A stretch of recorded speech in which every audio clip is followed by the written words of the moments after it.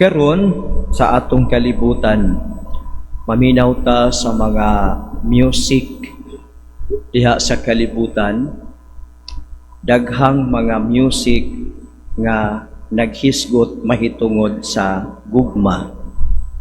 Daghang mga words gigamit to describe love.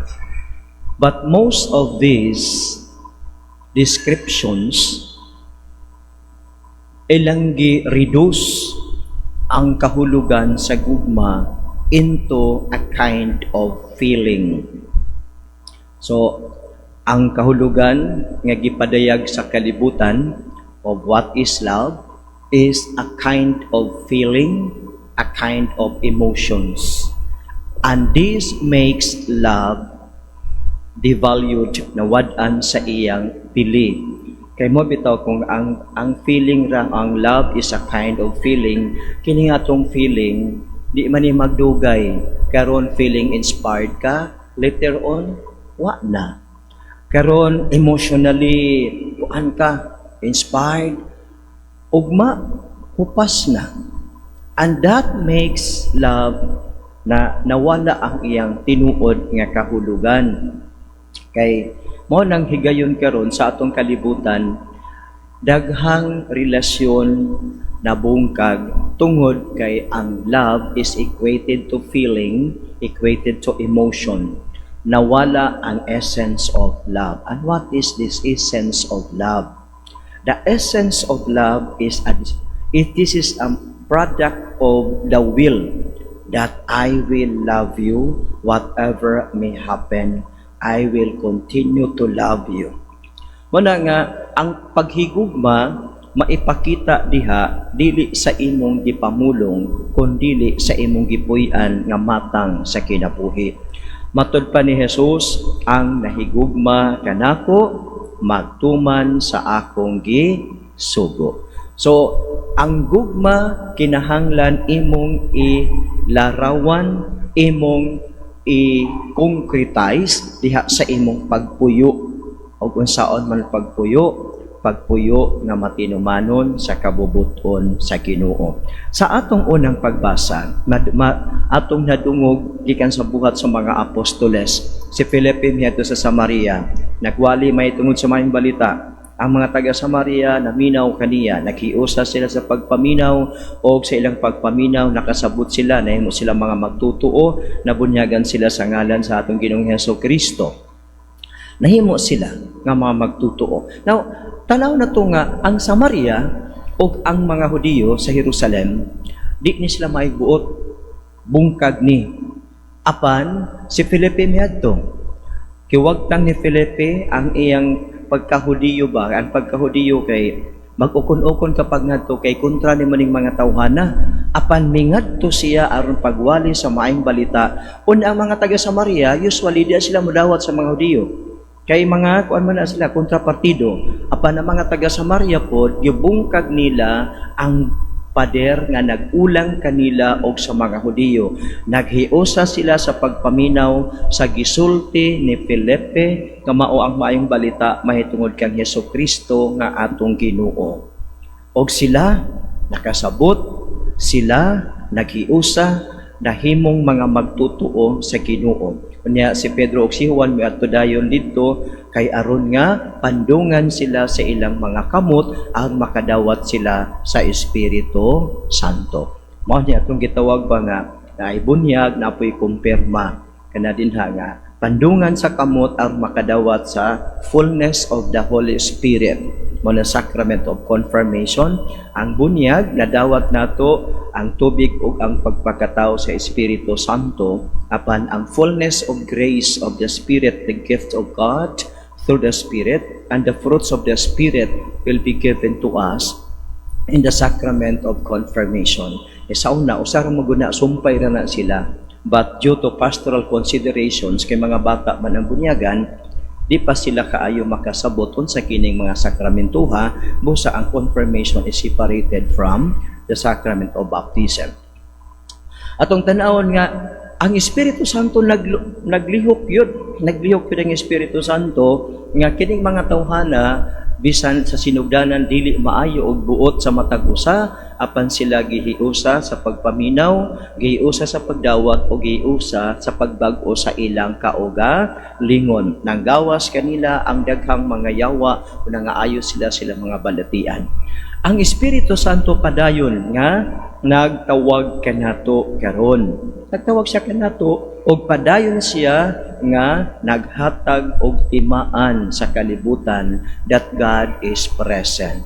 Kinsa man kining mga timaan nga iyang gihatag sa kalibutan, walay lain kundili kitang tanan nga mga magtutuo sa Ginoo.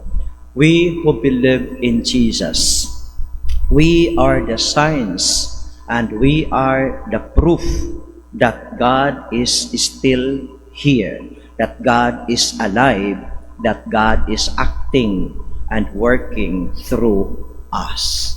Mao na nga, ang matag Kristiyanos, ikaw ug ako, we are the miracles of the Holy Spirit. Nga nahimo tang magtutuo na bag-o ang atong kinabuhi. We cannot be perfectly transformed here because of our human nature kay mo interplay man nga bisan og naning kamot ka sa pagbag-o si mong kaugalingon nga sana Lord hindi na ako magkakasala. Pero sa atong kinabuhi, atong kasinatian, we still fall into sin. But ang nindot nga tungod sa paglihok sa Espiritu Santo na atay gitawag mibati ta og guilt feelings kung mo fall into sin. Na kung ma-fall ta into sin, we experience that guilt of conscience. So kung mauni, ang Espiritu Santo padayon nga naghatag og timaan sa kalibutan og usa ikaw ni ana. Continue to be the visible sign of the miracle of the Holy Spirit in our midst today. Padayon ta, kay mao man kini kita ang atong bukasyon, ang tawag nato nga mamahimo kita nga mga timaan sa presence of God nining atong katilingban. Okay, ikaw timaan man, ako timaan man, kitang tanan mga timaan man, unsay ingon sa atong ikaduhang pagbasa, mingon si San Pedro kanato, na agandam kamo, o andam kamo, kanunay pagtubag kang bisan kinsa nga magpakisayod kaninyo mahitungod sa inyong paglaom. Pero ingon siya, apan buhata kini sa kalumo og pagtahod. Buhata kini sa kalumo og pagtahod. Batuni ang malinis nga konsensya aron nga kun kamo bugal-bugalan katong nagsaway sa inyong maayong pamatasan, ingon nga mga sumusunod kang Kristo maulawan tungod sa ilang gipanulti. So mao na nga gipasidan-an ni San Pedro ang mga magtutuo including us because we believe in Jesus nga ang ato din kinaiya kinahanglan ikaw ug ako andam ta nga mutubag, andam ta nga mopaambit sa atong paglaom, mopaambit sa atong pagtuo ngadto sa uban sa buot mangutana niini. Busa ang challenge nato is we must also learn our faith. Nga dili lang kay mo atura ta dito, mo simba, mo appeal sa procession, mo appeal sa rosaryo, kundili we also dig deeper into our faith. Understanding our faith makes us equipped and ready to share it with other people nga mangutana kanato nga unsa ang atong pagtuo nga Katoliko. So ang tanan gidasig nga get involved and learn our faith, not just going to Sunday masses, not just going to daily masses, not just praying the rosary, the novena, but more into learning, into catechesis, more into involvement in the church. Kay diha sa atong pakiglambigit sa simbahan, makadawat kita og mga input. So katong mga tapulan mo apil og kana mga seminar, di na mo magtinapulan karon kay angon sa San Pedro, pangandam kamo kanunay sa pagtubag ni bisan kinsa. Unya kanang mangutana sa ato, siguro nindot nga atong himuon sa dakong kalumo og sa kamapaob sanon, ingon si San Pedro. Sa kanang uban, ayaw kanang kuan, ayaw kasuki kanang mangutana ninyo. Kay usay tapulan man lagi ta motubag, unya kana bitong naay di ta katubag usahay no. Mointa nga, Sa una rana. Nahuman na nagtubag sa una. Pangunan na ito, pag-research na lang ito, pangita na lagkuhan din na, basahan na lang ito. Ano, bitaw? So, ang ato karon pero nindot nga, ang samay atong tubag nga konkreto, dili sa words, kundili ang imong kinabuhi, maoy konkreto nga tubag sa mga mangutana. Nato sa kay gayon nga, api parente, nga, kanang ang iyang mama Katoliko, dibuto kayo sa mga santos, Birhen Maria, ang iyang usa ka anak nahimong lahi na og tinuuhan. Sige gayud niya nga birahon ang iyang mama ngadtos iya nga kuan, iyang tinuuhan kay aron maluwas. Mingon ang iyang mama nga, dong Katoliko man ko gipanalanginan man pugos Ginoo. Katoliko ko, unya ikaw naglain kag relihiyon gipanalaginan man pugas Ginoo, maoro man gihapon la kung giadto ko dito gipanalaginan gyud pugas Ginoo. Magpabili na lang ko sa akong pagkakatoliko kay gipanalanginan man ko sa Ginoo. Gawas kung wa ko panalangin kay mobalhin ko sa imo. Na ang tiguang kay dinhira ko oy kay dinhimang ko gibunyaga ini komida ko unya nakasinati man ko sa panalangin sa Ginoo. So ang the best response is your life. Ikaw nga nahimong butan. Naidagam nga, sus, Katoliko po ko palahubog, pag ko kaayo, Katoliko pa ko, talimaji ko, sugarol ko kaayo, kawatan ko kaniya to, drogista ko kaniya to, Katoliko ko. Wa magituro gitudlo sa simbahan, wa may katikise sa simbahan nga paghubog-hubog ka mo, pagpamay ka mo, panglaki ka mo, pagbinayod ka mo, pagtinumboy ka mo, o sa, wa man ta magtudloan sa simbahan. So, kana sa dito, kinsa maon sa may gisugo sa pari, pagkahuman sa misa, lakaw ka mo, dalhan ninyo ang gugma o kalinaw ni Kristo. O sa inyong dalhon, gugma o kalinaw. Pagabot sa balay, ayaw mo pangaway. Na pagabot sa balay, kay away mo ni mong banaw, ba nakaluto, away ni mong asawa, kay makapanglimpyo. O sa iyo sa pari, panglakaw ka mo, dalhan ninyo ang gugma o kalinaw ni Kristo. Pagabot sa bahay, peaceful. Oh, why away? Ang katong palaaway, papangit. Nakabantay mo sige na, abot sa inyong balay, mangaway ka dito, panamin dayon. Di ba, mahadlo kas imong naong. Kaya ka ng imong naong, pag anin mo simbahan, nagpagwapa bayag ka. O kanang uban, sige, usually mga babae, magbutang bayag lipstick, magbutang din na o kanang usapan ng panak kay para magwapa. Pagabot sa bahay na maot ka, nganuman, nangaway man ka. Kung sa gipadala sa pari, dalhan ninyo ang gugma o kalinaw. So walay away. Dito sa buhaton, maghigugmaay. So the best response, kung naay mangutana, uy, nganong Katoliko mo ka? Look at my life. Sa akong pagkakatoliko, nabag-o baya ako. So mao na ingon San Pedro nga, pag-andam ka mo kanunay, unya, ready to suffer. Sa ingon ni San Pedro kanato, mingon siya nga, mas maayo pa ang pag-antos tungod sa pagbuhat sa maayo. Kung kini kabubuton man sa Dios kaysa pagbuhat sa dautan.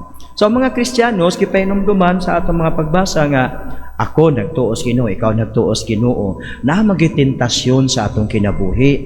Apan, mukom unta kita, dapig kang Kristo, nga dili kita maapil sa mga buhat sa mga badautan. Kaya ingon si San Pedro, mas maayo pa nga mag-antos ta tungod sa maayo nga mga buhat. Mas maayo pa nga nay masuko nimo tungod kay nagminatarong ka.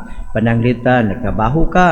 Kunya, nagtarong ka sa imong trabaho. Kana, wa ka mo apela ng, ay, usabora ko ng number para mo ano na. Ay, beto uban, adjust number. Ang uban, adjust timbangan. Ang uban, adjust sa kuna. Mangawat og oras sa uban pa. Ingon si San Pedro, mas maayo pa nga mag-antos tungod sa buhat nga maayo kaysa mag-auntos ka tungod sa buhat nga dautan. Kay kanang mag-antos tungod sa buhat nga dinautan, dakong kauwawan. No, dakong kauwawan. Kunya karon mao din nahitabo sa kalibutan nga di gyud mahunong ang tanang daghang mga sala nga publiko or public sin, for example corruption, fake news, daghang na mga sala nga public nga dili masulbad ganuman ang mga tao magbuhat og dautan dili na mahadlok apan sa umaabot kung sila masakpan, mao na karon nga mas maulaw apan kini pong mga tao nga maora po'y nagbutang nila, pilion na po sila pag-usab. Naunsa baya tao ni una sige paminaw na the best miracle of the Holy Spirit is you. Ikaw iyan. Ikaw ug ako mao ang the best miracle of the Holy Spirit nga God is present in our world. So mo na mga Kristiyanos magbinutan, dili kita mag-apil-apil sa mga buhat nga dili matarong. Mo na giingon ni Jesus nga ang nahigugma kanako magtuman sa akong mga sugo. Kung sa gisugo sa Ginoo in the Gospel of John, maingon siya nga paghigugma ay kamo, ingon nga ako nahigugma kaninyo. Tumanon. Mingon siya sa Last Supper sa mga tinun-an o kanato pod nga tanan. Kung ako nga inyong magtutudlo o Ginoo naghugas sa inyong mga tiil, kamo usab maghinugasay sa inyong mga tiil. Kabuti pasabot, ako nga inyong master ni serve sa inyo ni alagad, kamo pod mag-alagaray.